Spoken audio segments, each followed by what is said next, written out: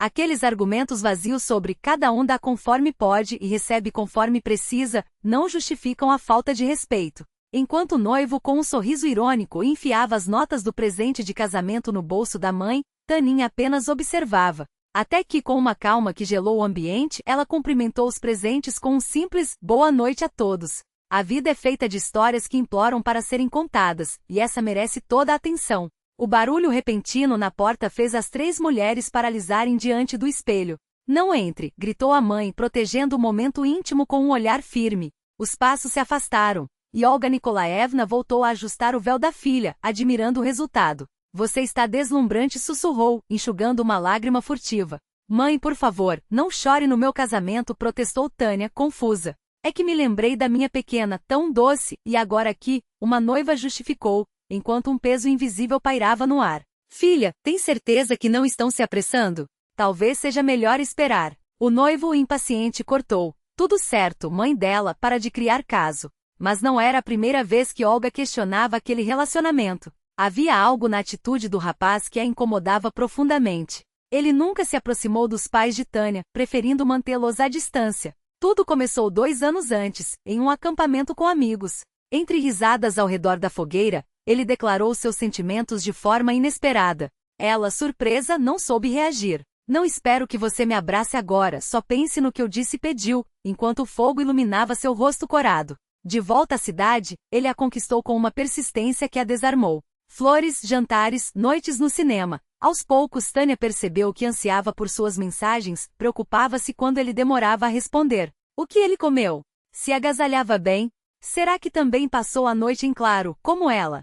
Os impossíveis se tornaram desejos, e quando o pedido de casamento veio acompanhado da apresentação à sogra, o clima esquentou. A recepção foi gélida. Sem um sorriso, sem um convite para sentar. Apenas perguntas invasivas sobre a situação financeira da família. "Eu me sustento sozinha, meus pais não me bancam", respondeu Tânia, recebendo em troca um olhar de desdém. "Agora é fácil falar, mas e se você engravidar? Não quero que a responsabilidade caia só sobre mim", disparou a mulher. O noivo, calado, apenas mexia no chá, como se o assunto não fosse com ele.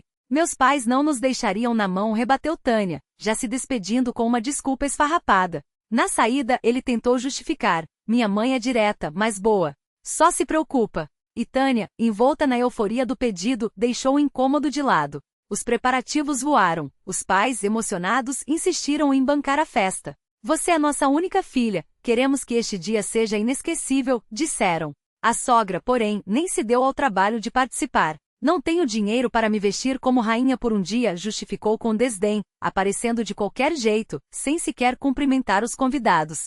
O marido, já alterado pelo álcool, foi grosseiro quando ela pediu um pouco de educação.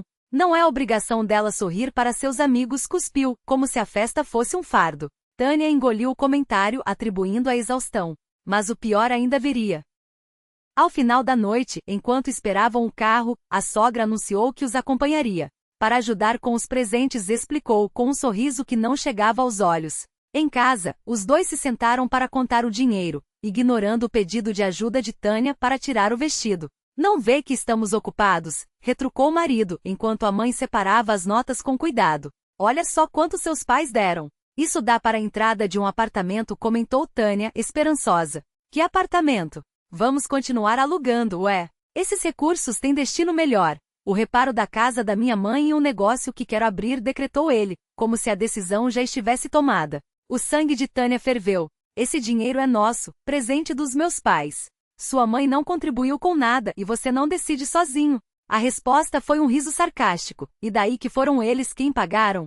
Não pedi nada, não vou me curvar em agradecimento. Cada um faz sua parte." Enquanto falava, continuava empurrando as cédulas para a bolsa da mãe, como se fossem suas por direito. Tânia observou a cena por alguns segundos. Depois, com uma voz que cortou o ar como uma lâmina, anunciou: "Ignat, devolva tudo. Esse valor foi doado por doação formal. Se insistir em ficá-lo, serei obrigada a registrar um boletim de ocorrência." O riso morreu em seus lábios. O verão parecia ter entrado na sala, tão vermelho ficou seu rosto. E o silêncio que se seguiu foi a confirmação de que, naquela noite, algo se quebrara para sempre. Ignat tremeu de raiva, os punhos cerrados como se fossem esmagar o ar. "Você me ameaça com a polícia?"